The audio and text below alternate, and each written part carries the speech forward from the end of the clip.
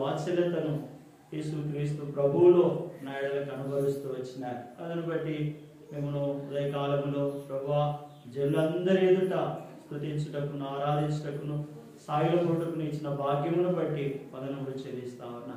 మహోన్నతుడైన తండ్రి, దయగలిగిన ప్రభువా, మరి చదవబడిన లేఖన భాగములను నా కొరకు మా కొరకు వడ్డించి విరిచి మరి వివేచించున్నట్లు మీరే కృప చూపుము, మాకు సహాయపడుతూ రావాల్సిందిగా మా సహాయపు రాయి అయిన మీ మీద ఆధారపడుతున్నాం. మిమ్మల్ని మా తలగడగా, మాకు ఆధారముగా, మాకు ఆశ్రయముగా, మాకు దుర్గముగా మేము ఎంచి మీ దగ్గరికి వచ్చి ఉన్నాం. దయాళుడైన తండ్రి, మీ యొక్క దయను, మీ యొక్క మరి ఈ సంవత్సరాన్ని దయాకిరీటముగా మీరు మాకు ధరింపజేసినారు. అందును బట్టి కూడా మిమ్మల్ని స్తుతిస్తా ఉన్నాం. ఇంతేకాకుండా ఎన్నో కీడుల అపాయం నుంచి తప్పించినారు. పరలోకపు తండ్రి, పరిశుద్ధమును నిర్దోషమును నిష్కలంకమును అయినటువంటి మా ప్రభు యొక్క రక్తానికి వారి శరీరానికి సాదృశ్యమైనటువంటి ఆ రొట్టెలో మరి ఆ రసంలో మేము పాలు పొందినప్పుడు, ఓ దేవా మా ప్రభువా, మమ్మను క్రీస్తు రక్తము చేత కడిగి శుద్ధి చేసి యోగ్యమైన విధానంలోనికి, నీతిలోనికి, సత్యములోనికి మమ్మల్ని తీసుకొని రమ్మని మా ప్రభువును, మా రక్షకుడు, విమోచకుడు అయినటువంటి యేసుక్రీస్తు ప్రభు నామములో స్తుతించి ప్రార్థన చేసి అని వేడుకొస్తున్నాము తండ్రి. ఆమేన్.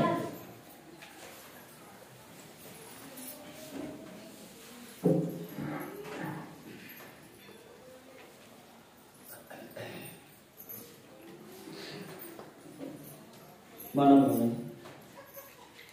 ఈ సంవత్సరం యొక్క మొదటి మాసంలో మొదటి ఆరాధన క్రమంలో ఉన్నాం.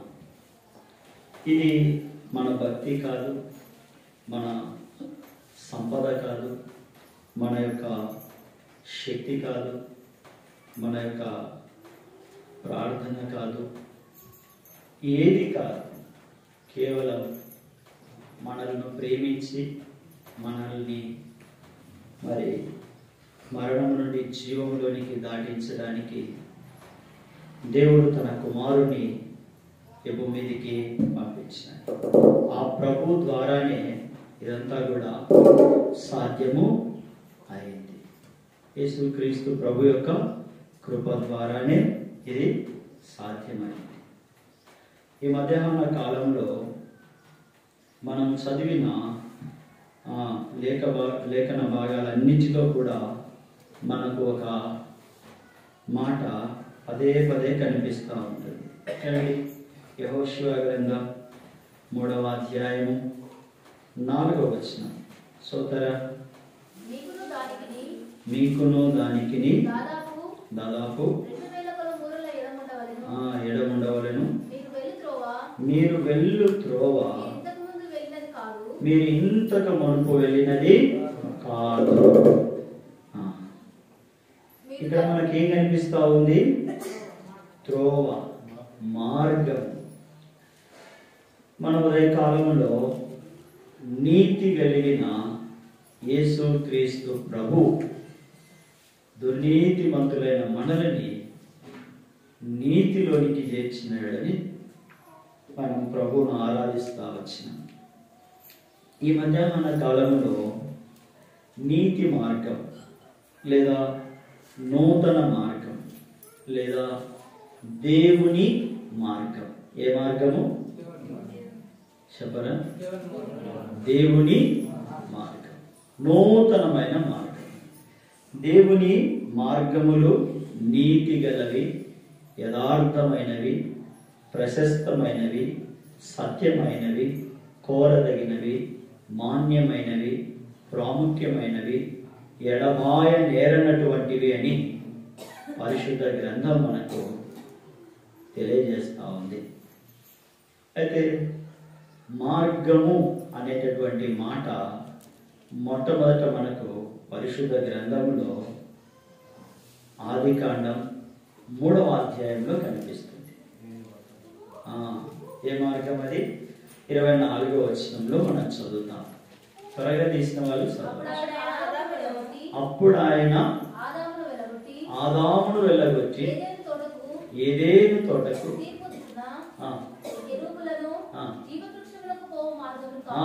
ఏ మార్గం అంటారు? జీవ వృక్షమునకు పోవు. ప్రకటన గ్రంథంలో కూడా మనం చూస్తాం 22లో జీవ వృక్షమునకు హక్కుదారులుగా చేస్తాడు. ఎప్పుడు ఆ మార్గములో ఎవరు ఆ మార్గం? మనం మొదటే చెప్పుకుందాం, చివరిలో కాకుండా. ఎవరు ఆ మార్గం?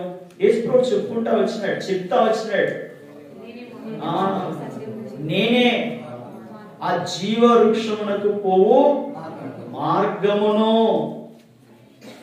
ఆదాము వెళ్ళగొట్టబడినాడు ఏ మార్గంలో నుండి?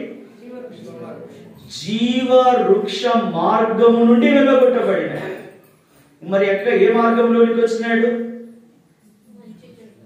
ఏ మార్గంలోనికి వచ్చినాడు? మరణపు మార్గంలోనికి వచ్చినాడు కదా. అక్కడ ఉన్నప్పుడు మరణం ఉందా? లేదు. మరి ఆ జీవపు మార్గము నుండి దేవుడు పంపివేసినాక ఎక్కడికి వచ్చినాడు ఆయన అంటే?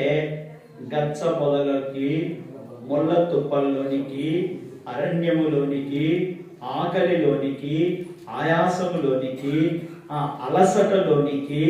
ఇవే కదా శరీరంలో ఉన్నవి. ఇప్పుడు నిద్రపోతా అంటారు మీరు ముందే, అప్పుడే చూస్తే పరలోకం ఎట్లా ఉంది? అక్కడ ఆదాము ఉన్నప్పుడు ఎలా ఉన్నాడు? ఏదైనా తోటలో దేవుని మార్గములో, దేవుని సహవాసములో ఉన్నప్పుడు అలసిపోయినాడా? మరణంలో ఉన్నాడా?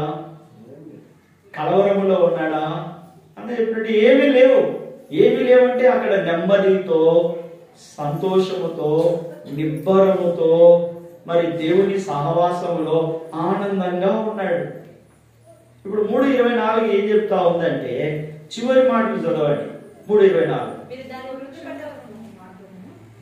జీవ వృక్షమునకు పోవు మార్గమును కాచుటకు. ఇప్పుడు చూడండి, జీవ వృక్షమునకు పోవు మార్గము. ఏ మార్గము? ఇప్పుడు ఆ మార్గంలో లేవు. మరి ఆ మార్గంలోనికి రావడానికి ఒక మార్గంగా దేవుడు ఎవరిని పంపించినాడంటే యేసు క్రీస్తు ప్రభువును పంపించినాడు. తెలియని వాళ్ళు, అజ్ఞానములో ఉన్న వాళ్ళు, గ్రహింపు లేని వాళ్ళు ఏం చెప్తున్నారంటే యేసు క్రీస్తు ప్రభువు వాళ్ళ దేవుడు అంటా ఉన్నారు. నిజానికి భారతదేశ చరిత్రను చూస్తే వాళ్ళ దేవుడు యేసుక్రీస్తు ప్రభు కాడు. భారతదేశాన్ని బ్రిటిష్ వాళ్ళు పాలిస్తా ఉన్నారు. ఆ సమయంలో భారతదేశం యొక్క సంస్కృతిలో వాళ్ళ పనులను బట్టి కొన్ని వర్గాలుగా విభజించబడ్డాయి. కొందరిని దగ్గరికి రానిచ్చేవాళ్ళు కాదు, దూరంగా పెట్టేటటువంటి వారు. అయితే బ్రిటిష్ వాళ్ళు ఏం చేసినారంటే వాళ్ళ దృష్టిలో అందరూ సమానమే. ఈ దూరంగా ఉన్నటువంటి ప్రజల్ని దగ్గరికి తీసుకొని వాళ్ళకి దేవుణ్ణి పరిచయం చేసినాడు. ఇక్కడ ఇంకొకటి కూడా తెలుసుకోవాలి, యేసుక్రీస్తు ప్రభు విదేశాల దేవుడు కాదు.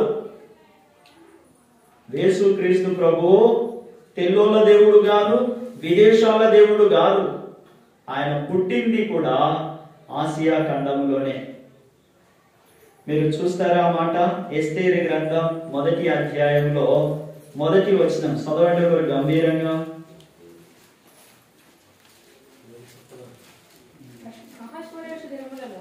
దినములలో జరిగిన చర్యల వివరము హిందూ దేశము మొదలుకొని.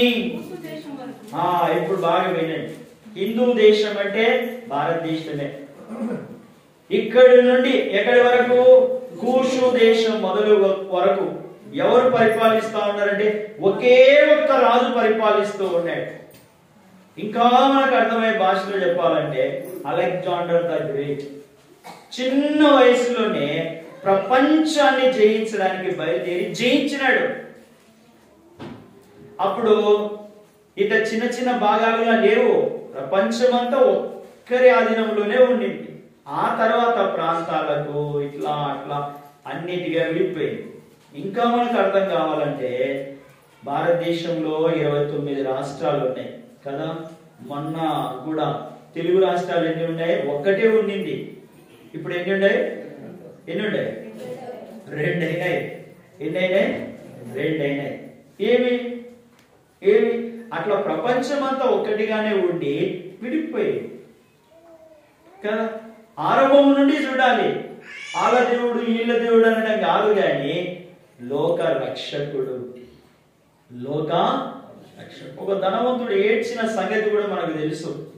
యేసు ప్రభువును నమ్మకుండా, యేసు ప్రభువు నందు విశ్వాసం ఉంచకుండా, యేసుక్రీస్తు ప్రభువును హృదయంలో చేర్చకుండా, తనకు నచ్చిన జీవితాన్ని జీవించి, తనకు నచ్చిన తిండిని తిని, తనకు నచ్చినట్లు తిరిగి తన మార్గములో చనిపోయినాడు కదా. అదే మార్గములో అనారోగ్యముతో, వ్యాధితో, బాధతో, నెమ్మది లేక, భూమి మీద సంతోషం లేక ఇంకొక ఆయన చనిపోయినాడు. ఇద్దరు చనిపోయినారు. ఒక ఆయనేమో మహాధనవంతుడు. ఆయన్ను నరకానికి తీసుకుపోయినారు. ఓ పేదవాడు వ్యాధితో దేవుని యందు భయము కలిగి యేసుక్రీస్తు ప్రభువులో విశ్వాసం ఉంచి చనిపోతే పరలోకానికి వెళ్ళినాడు. ఇద్దరు చనిపోయింది ఒక మార్గంలోనే. అయితే వారిలో ఉన్న విశ్వాసం ఒకరిని పరలోకానికి చేర్చింది, మరొకరిని నరకానికి చేర్చింది కదా. సరే, మనం ఇది చదువుకుంటా ఉన్నాము. జీవపు మార్గం నుండి పక్కకు వచ్చినారు కదా. అంటే జీవపు మార్గం ఉంది కదా. జీవ వృక్షమునకు హక్కుదారులుగా చేయడానికే ఆ జీవ వృక్షపు మార్గములోనికి, ఆ జీవ గ్రంథములో ఎవరి పేర్లు రాయబడతాయో వారిని మాత్రమే జీవ వృక్షపు హక్కుదారులుగా చేస్తాడు. చూద్దాం ఆ మాట కూడా. ప్రకటన గ్రంథం 21:22 చూస్తాం మనం. 21:27 వచనం. గొర్రె పిల్ల యొక్క జీవ గ్రంథమందు రాయబడిన వారే. జీవ గ్రంథములో ఎవరి పేర్లు ఉంటాయో వారు మాత్రమే జీవ వృక్షానికి హక్కుదారులైతారు. అందరికీ హక్కు లేదు. ఓ దినాన చెప్తాడు. అందరూ ఏమని చెప్తారంటే 19వ వచనం చదువుకుందాం. 22:19 ప్రకటన గ్రంథం 22:19.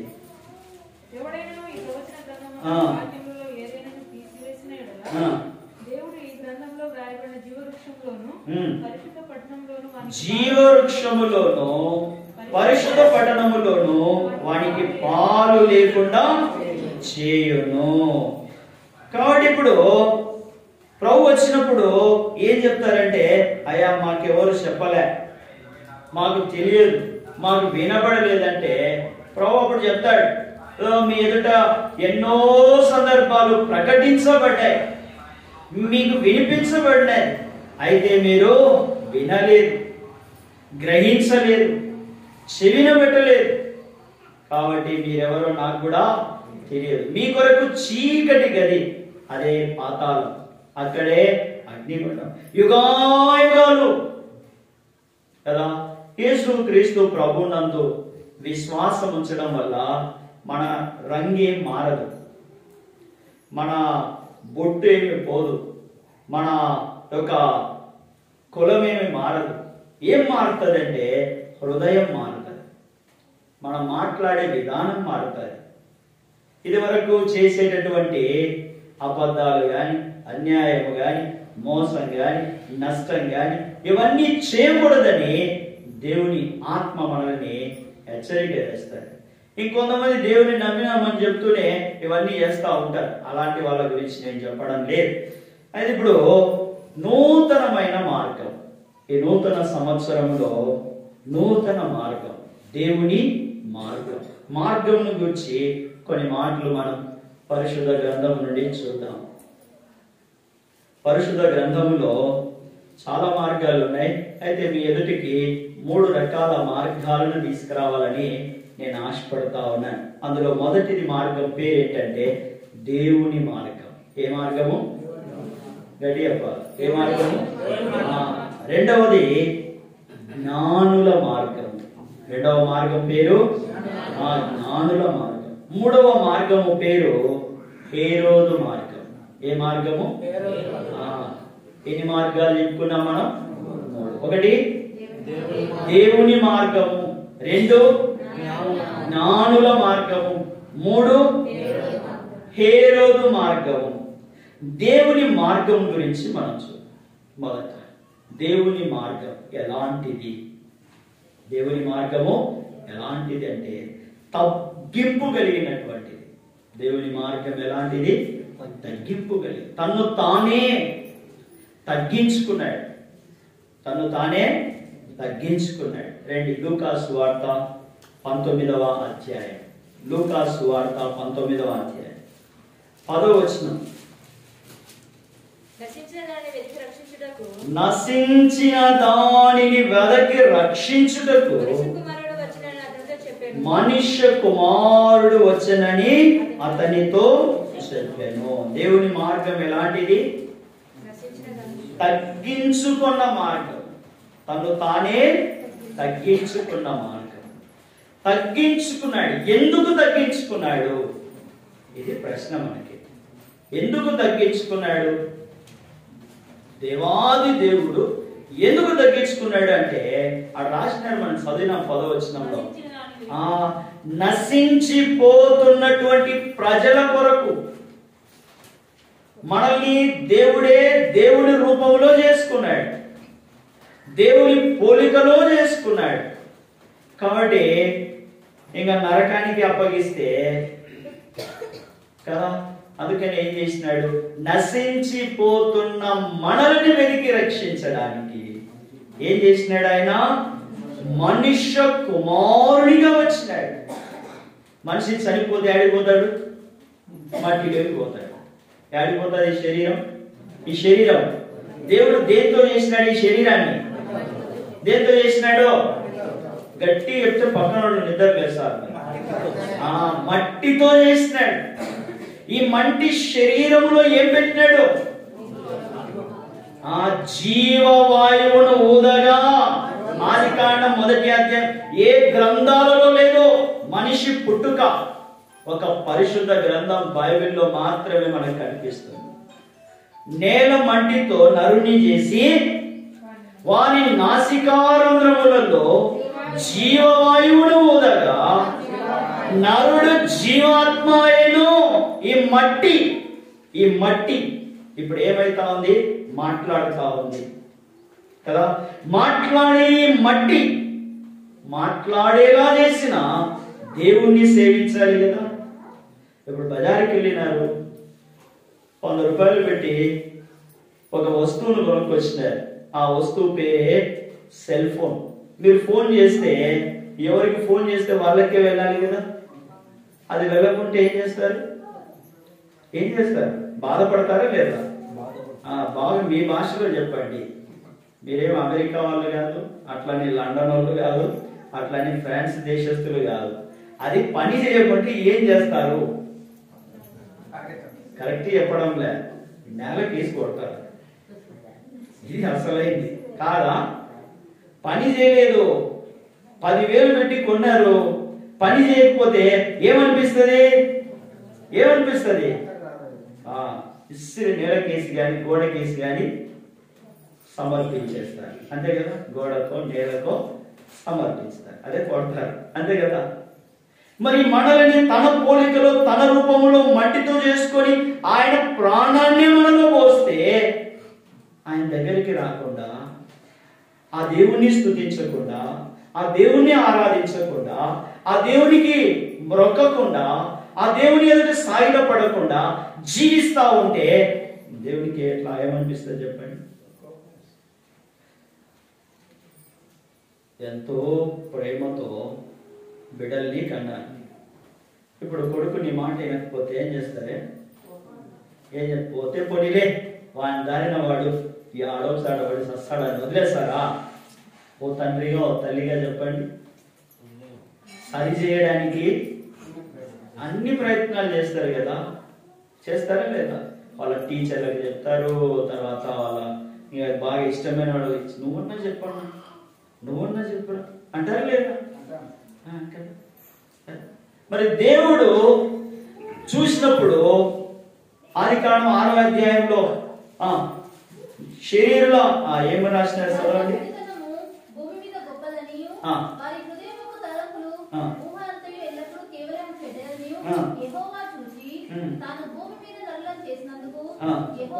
పన్నెండవ వచనం. దేవుడు చూచినప్పుడు మార్గమును చెరిపేసుకొని ఉన్నారంట. చాలు ఎట్లా ఉన్నారంట మనుషులు? ఆయన రూపంలో చేయబడి, ఆయన పోలికలో చేయబడినటువంటి మనుషులంతా ఎట్లా ఉన్నారంటే దేవుని మార్గాన్ని చెరిపేసుకున్నారంట. చెడుతనముతో ఎవరికి నచ్చింది వాళ్ళు చేసుకుంటూ. చాలా విషయాలు ఉన్నాయి దీని వెనక. అయితే మనం క్లుప్తంగా చెప్పుకుందాం. నిగ్రహం కొరకు తప్పిపోకుండా భక్తితో భయముతో ఉండడానికి ఆ దినాలలో, అంటే పూర్వ దినాలలో, అది కూడా చెప్తాడు. ఎక్కడ? ఇర్మియా గ్రంథం 2వ అధ్యాయము చూడండి. పురాతన మార్గములను గురించి అదే మాట ఉంటుంది చూడండి. పురాతన మార్గములను గురించి విచారించుడి, మేలు కలుగు మార్గం ఏదో తెలుసుకుని. 17వ వచనమా? 2:17. 6:16. యెహోవా ఇలాగు సెలవిచ్చుచున్నాడు, మార్గములో నిలిచి చూడుడి. ఆ మార్గములు ఏ మార్గములు? ఇప్పుడున్న మార్గాలు కాదు, పురాతన మార్గములను విచారించండి. మీకు అప్పుడు తెలుస్తుంది, మీకు అర్థమవుతుంది. మేలు కలుగు మార్గం ఏదో, జీవము కలిగేసే మార్గం ఏదో.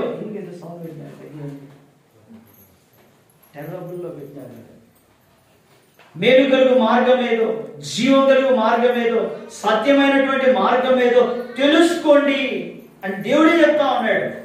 ఎంత చెప్పినా మీకు వినిపించడం లేదు, అర్థం కావడం లేదు. చూడండి, పురాతనమైన మార్గములను గురించి విచారించుడి, మేలు కలుగు మార్గం ఏదో అడిగి అందులో నడుచుకుని, అప్పుడే మీకు. అంతవరకు మీకు నెమ్మది లేదు, శాంతి లేదు, సంతోషం లేదు, దుఃఖము లేదు, ఉన్నదంతా ఆయాసం, కలవరం. అందుకే యేసు ప్రభువు అన్నాడు, దినమెల్లా చేతులు చాచి పిలుస్తా ఉన్నాడు, రండి మేలు కలిగే మార్గంలోనికి, ప్రయాసపడుతున్న వారులారా, భూదినంత నివాసులారా, నా వైపు చూచి రక్షణ పొందండి, నేనే జీవ మార్గమని, పురాతన కాలము నుండి ఉన్నవాడనని. అదే మోషేతో చెప్పినాడు. ఏం చెప్పాలయా పోయి వాళ్ళకి? నేను దేవుడు అంటే పేరు అడుగుతారు వాళ్ళు. ఏం చెప్పాల పేరంటే? నేను ఉన్నవాడను, అల్ఫా ఒమేగా, అల్ఫా, నేనే జీవము, నేనే సత్యము, నేనే వెలుగు, నా ద్వారా తప్ప, ఈ మార్గములో తప్ప, నా కుమారుడైన యేసుక్రీస్తు అనే మార్గములో తప్ప వేరే మార్గమే లేదు అని చెప్తా ఉన్నాడు. దేవుని మార్గం ఎలాంటిది? తగ్గింపు కలిగినది. ఎందుకు? నశించిపోతున్నటువంటి వారిని రక్షించడానికి, వెదకడానికి ఆయన తను తాను తగ్గించుకుని, నేను దేవుణ్ణి కదా, నా రూపంలో చేసుకున్నాను కదా, నా పోలికలో ఉన్నారు కదా, నేనే వాళ్ళకు ప్రాణం పోసినాను కదా, వాళ్ళే వస్తారని ఆయన అక్కడ లేడు. అరే, నా రూపంలో నా ప్రాణంలో ఉన్న వీళ్ళ కోసం నేను రాకపోతే ఎవరు పోతారు? మనలాగా ఆలోచన చేసేవాడు దేవుడు కాదు. అది గుర్తుపెట్టుకో. మనకు ఆకలిస్తే ఏం చేస్తాము? ఇంట్లో ఆడోళ్ళ మీద కోప్పడతాం కదా. అదే ప్రవక్త యెషయాతో చెప్పినాడు, మీ మార్గముల వంటివి నా మార్గములు, మీ మార్గముల కంటే నా మార్గములు ఎంతో ఉన్నతమైనవి. అది దేవుడు అంటే. మనకు ఎవరైనా కీడు చేసినారనుకో ఏం చేస్తాం? రెట్టింపు కీడు చేయడానికి కాచుకొని ఉంటాం కదా. మనకి ఎవరైనా నష్టం కలిగిస్తే వాళ్ళకి నష్టం చేయడానికి సమయం కోసం వేచి ఉంటాం కదా. ఇది మనిషి మార్గం, ఇది మనిషి జీవితం. దేవుని మార్గం అలా లేదు. దేవుని మార్గం అలా లేదు. ఆయన క్షమించినాడు, ఆయన కనికరము చూపినాడు, అతిక్రమములను ఆయన క్షమించినాడు. వాటిని ఒప్పుకొని విడిచిపెట్టిన వారి మీద కనికరము చూపుతా ఉన్నాడు. ఒప్పుకొని విడిచిపెట్టిన వారి మీద ఏం చూపుతా ఉన్నాడు? కనికరం చూపుతా ఉన్నాడు. ఆ కరుణా సంపన్నుడైన దేవుడు ఏం చేసినాడంటే కాలము సంపూర్ణమైనప్పుడు తను తానే తగ్గించుకున్నాడు. తను తానే తగ్గించుకున్నాడు. దేవుని మార్గములో తగ్గింపు ఉంది. ఎందుకుంది? నశించిపోతున్న నిన్ను నన్ను రక్షించడానికి తగ్గించుకున్నాడు. ఎందుకు తగ్గించుకున్నాడు ఆయన? నశించిపోతున్న నిన్ను నన్ను 3 మేకులు మధ్య నుండి ఆయన రావడానికి చాలా స్వల్పమైన విషయం. అది ఒక మనిషి చేస్తాడు. అట్లా ఒక మనిషి చేస్తాడు. నన్నెందుకు అని ప్రశ్నించేది ఒక మనిషి. దేవుడు అట్లా ప్రశ్నించలేదు. వచ్చిందే మన కొరకు చనిపోవడానికి, మన పాపమును చంపడానికి, మన మీద ఉన్నటువంటి అపవాది యొక్క నిబంధనను, పాపపు రుణపత్రాన్ని చింపివేయడానికి, పాపపు నిబంధనను కొట్టివేయడానికి యేసు క్రీస్తు ప్రభు వచ్చినాడు. అర్థమవుతుందా? దేవుని మార్గములో ఉన్నదంతా కూడా ఏముంది? తగ్గింపు. ఆ ప్రభు రక్తం చేత కడగబడి ఆ ప్రభు యొక్క విశ్వాసముతో అనుదిన జీవితాన్ని ఆరంభిస్తున్న మనం కూడా ఎలా ఉండాలి? మన చుట్టూ ఉన్న వారి పట్ల, మన బంధువుల పట్ల, మన ఊర్లో ఉన్న వారి పట్ల ఎట్లుండాలి? మనము తగ్గింపు కలిగి ఉండాలి. అప్పుడే మనలో వాళ్ళని ఎవరు చూస్తారు? యేసు ప్రభువు చూస్తారు. మనం కూడా కోప్పడితే, మనం కూడా ఆవేశపడితే వాళ్ళకి దేవుడు తెలియడు. వాళ్ళకి యేసు ప్రభు అంటే అర్థం కాదు. యేసు క్రీస్తు ప్రభు అంటే పరిశుద్ధ గ్రంథం ఏం చెప్తుందంటే ప్రేమ అని చెప్తా. ఏం చెప్తా ఉంది? ప్రేమామయుడు. ఆయన అర్థం కావాలంటే మనము తగ్గింపు కలిగి ఉండాలి. ఎందుకు?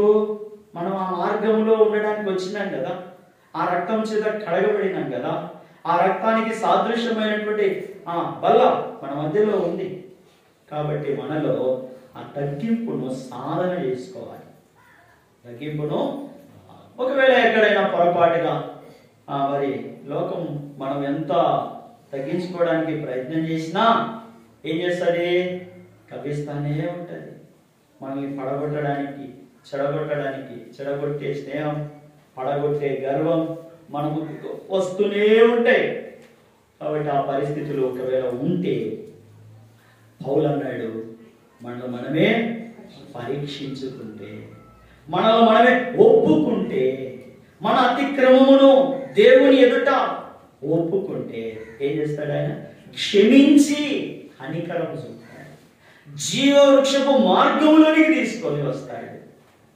జీవవృక్షపు మార్గంలోకి తీసుకొని వస్తాడు. ఇంకా చూద్దాము ఫిలిప్పీయులకు రాసిన పత్రిక 2వ అధ్యాయం 8వ వచనం. దేవుని మార్గంలో తగ్గింపు ఉంది. ఎంతగా ఆయన తగ్గించుకున్నాడంటే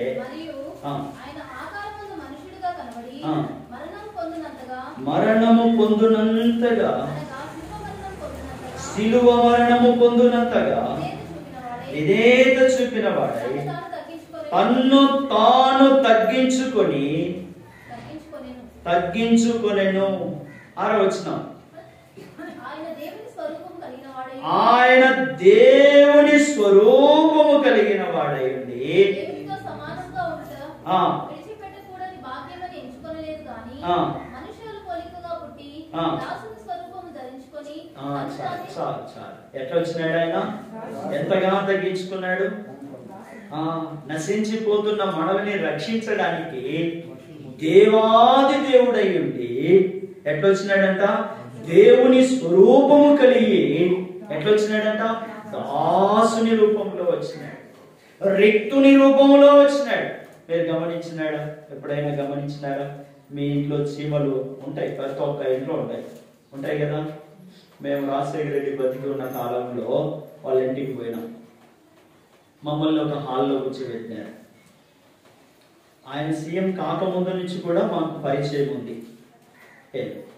ఆ ఇంట్లో కూర్చున్నప్పుడు నేను గమనిస్తా ఉన్నా, వాళ్ళ ఇంట్లో గోడలు కూడా చీలిపోయినాయి, అక్కడ కూడా చీమలు కిందికి పైకి తిరుగుతూ ఉన్నాయి, మా ఇంట్లో కూడా తిరుగుతూ ఉంటాయి.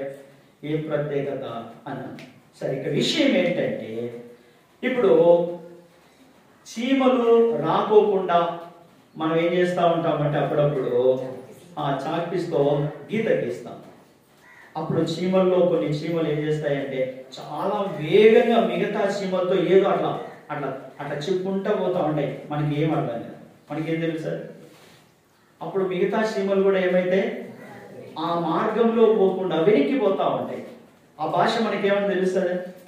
పోనీ మనమే ఓ చీమ ముందుకు వెళ్ళకూడదు, అక్కడ ఒక గీత ఉంది అని చెప్తే ఆగుతాయా? చీమలకి చెప్పాలంటే ఎవరు కావాలా? చీమే కావాలా. మరి మనకి చెప్పడానికి ఒక చీమ వస్తే సరిపోతుందా? ఒక కాకి చెప్తే సరిపోతుందా? చెప్పండి. పోనీ ఒక చెట్టు వచ్చి చెప్తే సరిపోతుందా? మరి ఎవరు రావాలి? మన పోలికలోనే రావాలా.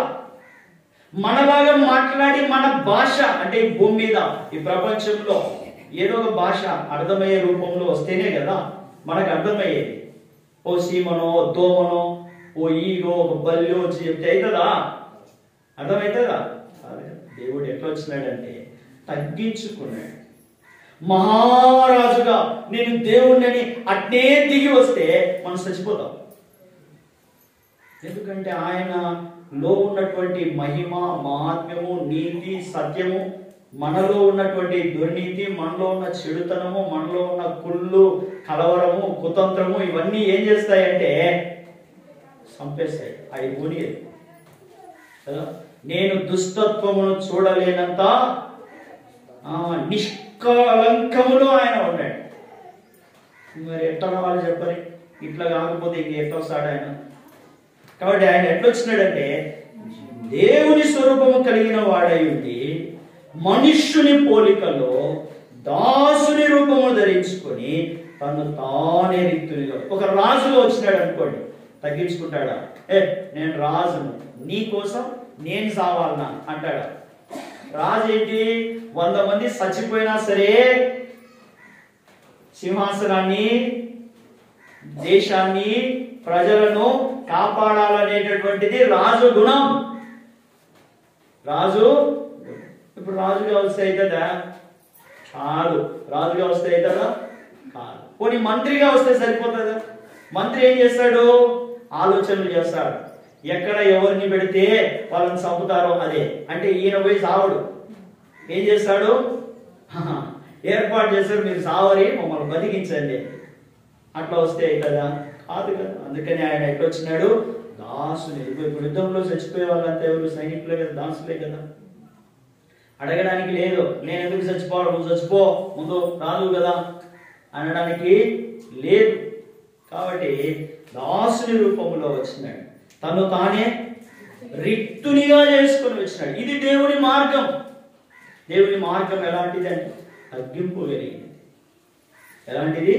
తగ్గింపు కలిగింది. మొదటి మానవుని ద్వారా ఏమొచ్చింది? లోకంలోనికి పాపం వచ్చింది, మరణం వచ్చింది. రెండవ మానవుడు దేవుడే మానవునిగా, నరునిగా, రిక్తునిగా, దాసునిగా వచ్చినాడు. ఆయన ద్వారా ఈ లోకానికి ఏమొచ్చిందంటే పరిశుద్ధత వచ్చింది. ఏమొచ్చింది? ఆ పరిశుద్ధత ఏం చేసింది మనల్ని అంటే జీవములోనికి తీసుకెళ్ళి. ఎక్కడ తీసుకుపోతుంది? జీవములోకి. దేవుని మార్గము ఎలాంటిది చెప్పండి? తగ్గింపు కలిగింది. అందుకే ఆ మార్గంలో ఏముంది? జీవము. ఏముంది ఆ మార్గంలో? జీవము, పరిశుద్ధత, నెమ్మది ఉంది. రెండవది ఏంటిది?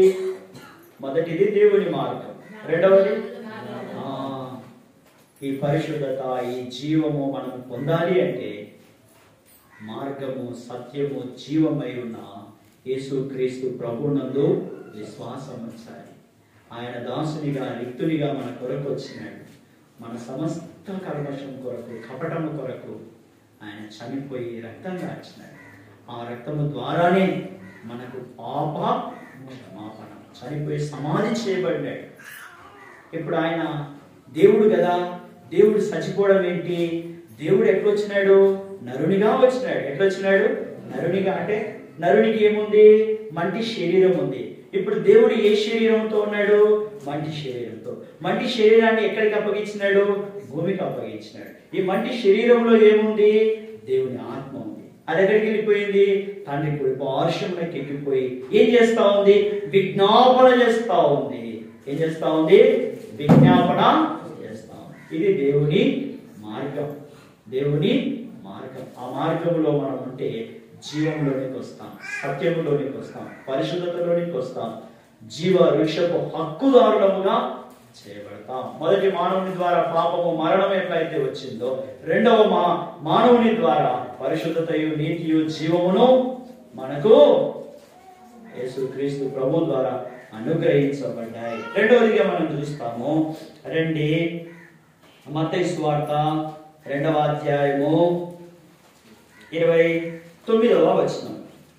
2వ వచనం, 2వ అధ్యాయము 2వ వచనం. పుట్టినవాడు ఎక్కడున్నాడు?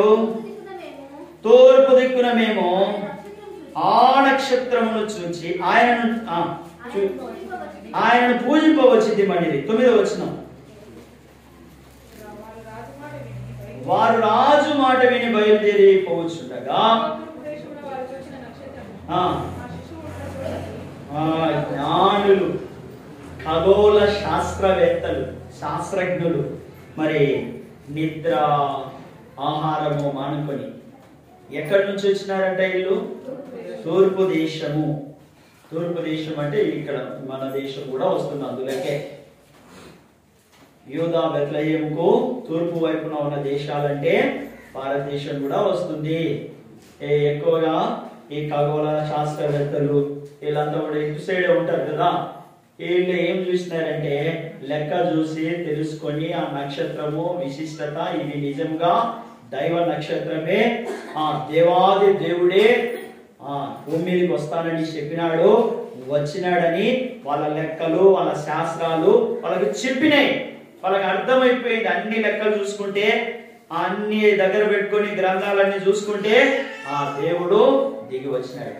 ఎక్కడ వస్తానని చెప్పినాడో ఆ స్థలానికి వచ్చినాడు. కాబట్టి వీళ్ళు ఆ రోజు నుండి మొదలు పెట్టినారు. ఎక్కడికి? దేవుని దగ్గరికి పోవడానికి. పుట్టినాడు కదా, ఒక చోట పుట్టినాడు.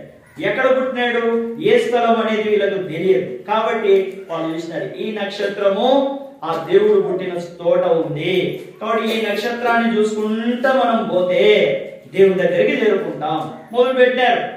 మధ్యలో కొండలు వచ్చినాయి, గుట్టలు వచ్చినాయి, వాగులు వచ్చినాయి, పర్వతాలు వచ్చినాయి, అరణ్యం వచ్చింది, అడవి వచ్చింది, క్రూరమైనటువంటి ఆ జంతువులు ఎదురైనాయి, వర్షాలు వచ్చినాయి, ఎండ పెరిగిపోయింది, ఆకలి అవుతా ఉంది, నిద్ర వస్తా ఉంది. ఇవన్నీ మానేసి ఇంకా భార్య, భర్త, పిల్లలు వీళ్ళందరినీ విడిచిపెట్టి, అంటే సమస్తము విడిచిపెట్టి ఆ నక్షత్రాన్ని అనుసరించినారు.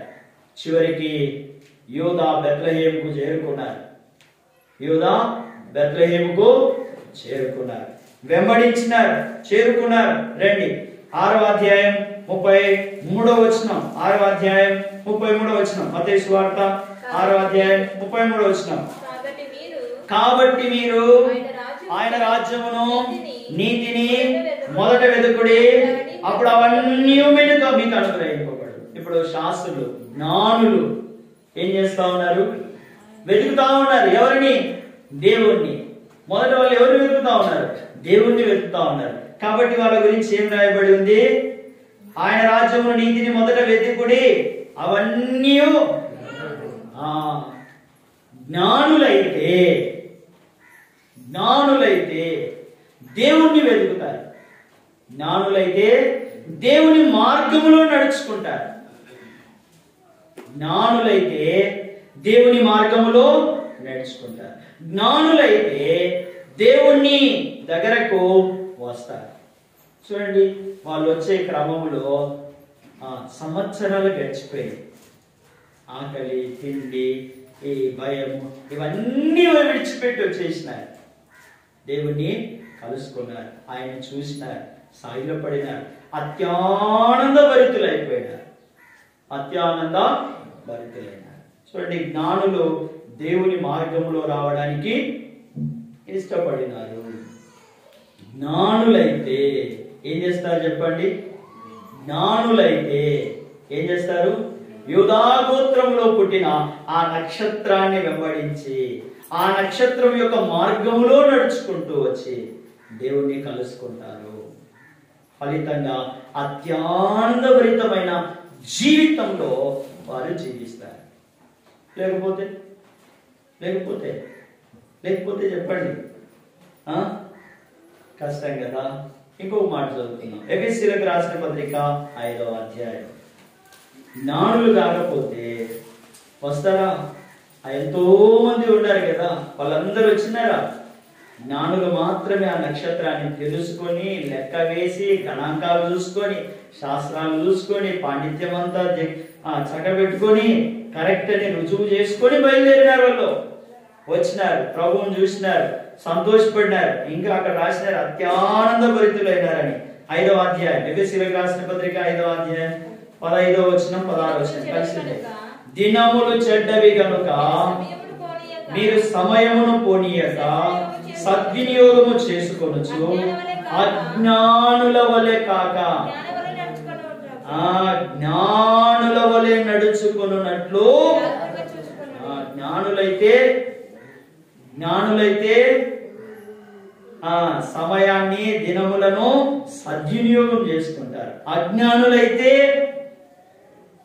దినములు చెడ్డవి, ప్రభు రాకడ సమీపంగా ఉంది అని తెలిసి కూడా సద్వినియోగము చూద్దాంలే. 10 మంది కన్యకలు సిద్ధపడతా ఉన్నారంట. కన్యకలే నేను చెప్తున్నాడు, కానీ అక్కడ విషయం ఏంటి మనకు అర్థం కావాలంటే, బుద్ధి ఉన్నవాళ్ళు, బుద్ధి లేనట్టు. బుద్ధి ఉన్నోళ్ళు అయితే ఏం చేస్తారంటే పెళ్లి కుమారుడి విందులోకి పోయేంత వరకు మేలుకొని ఉంటారు. బుద్ధి లేనోళ్ళు అయితే ఏం చేస్తారు? సుజాంలో వచ్చినప్పుడు కదా అని నిద్రపోతారు. వచ్చినాడు నిద్రపోయినప్పుడు. అట్లా కొనుక్కు పట్టింది, బూర మోగింది, మెలుకున్న 5 మంది పోయినారు. వచ్చినప్పుడు చూసాము అనుకో, వచ్చినాడు, పిలిచినాడు, ఇలా వినపడలే. ఎందుకు? బుద్ధిహీనత. ఏంటిది? అజ్ఞానం. జ్ఞానులైతే జాగ్రత్తగా సద్వినియోగం చేసుకుంటారు. జ్ఞానులైతే ఏం చేస్తారు? సద్వినియోగం, కాలమును, దినములను, సమయమును సద్వినియోగం చేసుకొని దేవుని మార్గంలో చక్కగా నడుచుకుంటారు. దేవుని మార్గము నరుల మార్గం వంటిది కాదు. దేవుని మార్గములో జీవం ఉంది, నరుని మార్గములో నాశనం ఉంది కదా. ఇప్పుడు ఎన్ని మార్గాలైనాయి? మొదటిది ఏంటిది? దేవుని మార్గం. ఎలాంటిది? తగ్గింపు. మరి మనకేం చెప్తా ఉంది ఆ తగ్గింపు మార్గము? దేవుని యందు విశ్వాసం వచ్చిన మీరు నా కుమారుడు, నా కుమార్తెగా సాక్ష్యం ఇచ్చినారు, పాలు పొందినారు, సహవాసంలోనికి వచ్చినారు. కాబట్టి మీరు ఎలా ఉండాలంటే, మనం ఎలా ఉండాలంటే తగ్గింపు కలిగి ఉండాలి. ఏరా అంటే ఏరా అనకూడదు, కర్ర ఏదంటే అనకూడదు. బాగా తెలిసే ఎప్పుడు మాట్లాడుతుంటారు కదా. సరే, రెండవది ఏంటిది? జ్ఞానుల మార్గం. ఏంటిది జ్ఞానుల మార్గము? జ్ఞానులైతే దేవుణ్ణి వెతుకుతారు, సమయమును, కాలమును సద్వినియోగం చేసుకుంటారు. అజ్ఞానులైతే దుర్వినియోగం చేసుకుంటారు. తర్వాత తప్పదు. ప్రభు ఏమంటాడు? నేనెవరో మీరెవరో నాకు తెలుసు, కలిసి తిన్నాం ప్రభా. అవునా? నేను ఎప్పుడు చూడలేదే.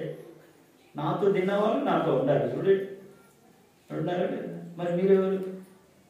ఏమో ఆ రోజు నేను కానుకిచ్చిందా, ఎవరికి ఇచ్చినావు, నాకు ఇచ్చినావా, నీవే ఉంటాయి ఆడ. ఏం చేయాలి, ఎవరు చెప్పుకుంటావు, ఎమ్మెల్యే చెప్పుకుంటావా? ఎమ్మెల్యే కూడా నీ వెనక ఉంటాడు, నువ్వు పక్కకు పోతే వచ్చి అడుగుతాడు. పోనీ పిఎం చెప్పుకుంటావా? పిఎం కూడా ఉంటాడు లైన్లో. ఎవరు సాయం చేయరు, కొండలు సాయం చేయవు, పర్వతాలు సాయం చేయవు, నదులు సాయం చేయవు. అవి కూడా ఏమవుతున్నాయి, ఆయనకు సాయపడుతూ ఉన్నాయి.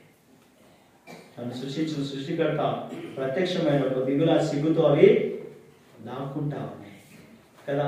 జ్ఞానులైతే ఏం చేస్తారంటే ప్రభువును వెతుకుతారు, ప్రభువును అంగీకరిస్తారు, ప్రభువు దగ్గర ఉండడానికి ఇష్టపడతారు, ప్రభు మార్గంలో నడుచుకుంటారు. చివరిగా ఒక మార్గం, ఏ మార్గం అది? హేరోదు మార్గం. రండి, ఏడుంటాడు హేరోదు? మత్తయి సువార్త అపోస్తలుల కార్యంలో కూడా ఉన్నాడక్క. హేరోదు పురుగులు పడిస్తున్నాడని ఆడ కూడా ఉంది. ఆ మత్తయి సువార్త 2వ అధ్యాయం 8వ వచనం హేరోదు గురించి చెప్తా ఉన్నాడు. 6 నుండి చదువుతాం. అంతటా హేరోదు ఆ జ్ఞానులను రహస్యంగా పిలిపించి, చూడండి హేరోదు యొక్క మార్గం ఎట్లాంటిది? రహస్యమైనది. దేనికోసం రహస్యము? కుట్ర, దుర్మార్గం, నష్టం చేసే మార్గం ఇది, సాతాను మార్గం ఇది, తంత్రగొట్టు మార్గం ఇది, చెడగొట్టే మార్గం ఇది. అదే కదా, సాతాను మార్గమే కదా. ఏం చేసినాడు? కుట్ర చేసినాడు. మీరు తెలుసుకొని రండి, నేను కూడా వచ్చి. అయితే స్వప్నమందు దూత చేత వారు బోధింపబడి వేరొక మార్గమున వెళ్ళిపోయారు. అయితే హేరోదు మార్గం ఎలాంటిదంటే దుష్టత్వం ఉంది. హేరోదు మార్గంలో ఏముంది? కుట్రలు ఉన్నాయి. 16వ వచనం, ఆ జ్ఞానంలో తన్ను అపహసించరని హేరోదు గ్రహించి, హేరోదు మార్గంలో ఏముంది? ఆగ్రహం ఉంది. హేరోదు మార్గంలో ఏముంది? చెడుతనం ఉంది. హేరోదు మార్గంలో ఏముంది? కుట్రలు ఉన్నాయి, రహస్యాలు ఉన్నాయి, నాశనం ఉంది, కష్టాలు ఉన్నాయి, కలవరం ఉంది. కలవరపడెను. హేరోదు ఏమన్నాడు? యూదుల రాజుగా పుట్టినవాడు ఎక్కడ అంటానే హేరోదు ఏమైపోయినాడు? కలవరపడి. రాసిన చూడు 3వ వచనంలో, కలవరపడిది. యూదుల రాజుగా పుట్టినవాడు ఎక్కడ అంటానే కలవరం. హేరోదు మార్గములో, సాతాను మార్గములో ఇవన్నీ కూడా ఉన్నాయి. శాంతి లేదు, దేవుడు అక్కడ లేడు. అది మేలు కలిగే మార్గం కాదు, అది శాంతిని కలిగించే మార్గం కాదు. అందులో నెమ్మది లేదు, అక్కడ ఆదరణ లేదు. అక్కడ ఉన్నదంతా ఏంటిదంటే కుట్ర. ఒకటి ఎదుట సరైనదిగా కనబడు మార్గము గలదు కానీ తుదగది వానిని మరణమునకును, నాశనమునకు, పాతాళానికి, అగ్నిగుండకానికి, దేవుని ఉగ్రతకు దారి తీస్తుందని వాక్యం చెప్తా ఉంది. యెషయా గ్రంథం 65వ అధ్యాయం 2వ వచనం, ప్రవక్త యెషయా ఏం చెప్తున్నాడు చూడండి. 65వ అధ్యాయం 2వ వచనం, తమ ఆలోచనలను అనుసరించి చెడు మార్గములు నడుచుకొనుచు. చాలు చాలు చాలు. ప్రవక్త యెషయా చెప్తా ఉన్నాడు, తమ ఆలోచన నుంచి చెడు మార్గములు నడుచుకొనుచు లోబడని ప్రజల వైపు దినమంతయు దేవుని చేతులు చాపబడి ఉన్నాయి. చాపబడి భారం బరువెక్కిపోయినాయి ఆ చేతులు. విని అంగీకరిస్తే దేవుని దయకు పాత్రుడవైతావు, తృణీకరిస్తే ఆ తర్వాత నువ్వు యుగాయుగాలు అగ్ని ఆరదు, ఆత్మ సావదు. పురుగులు అంటే మిరపతోటలో ఉండే పురుగులు అనుకుంటున్నారేమో. ఇక ఈ ఆత్మనే పురుగు, దీనికి మరణం లేదు. యుగ యుగాలుగా కేకలేస్తా ఉంటది, అరుస్తూనే ఉంటది. ఎందుకు? లోబడనులని ప్రజల వైపు చేతులు దాచి పిలిచినప్పుడు పలకలేదు కాబట్టి, వినలేదు కాబట్టి. ఇర్మియా కూడా ఒక మాట చెప్తా అన్నాడు చూడండి. 2వ అధ్యాయం ప్రవక్తని ఇర్మియా కూడా ఒక మాట చెప్తాను. 17వ వచనం, నీ దేవుడైన యెహోవా నిన్ను మార్గంలో నడిపించుచుండగా నీవు ఆయన్ని విసర్జించుట వలన. ఇప్పుడు బాధలు ఎందుకున్నాయి? బంధకాలు ఎందుకున్నాయి? నష్టాలు ఎందుకున్నాయి? అవమానాలు ఎందుకున్నాయి? కొన్ని దేవుని మహిమ కొరకు ఉన్నాయి. నేను వాటి గురించి చెప్పడం లేదు, ఇక్కడ రాయబడిన దాని గురించి చూడండి.